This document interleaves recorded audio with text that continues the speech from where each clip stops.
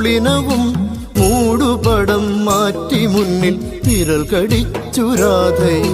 പ്രകൃതി നിത്യസുന്ദരി ഋതുവസന്തമെപ്പോഴും യമുനയിലൂടൊഴുകിടും പ്രണയരാഗമധുമഴ.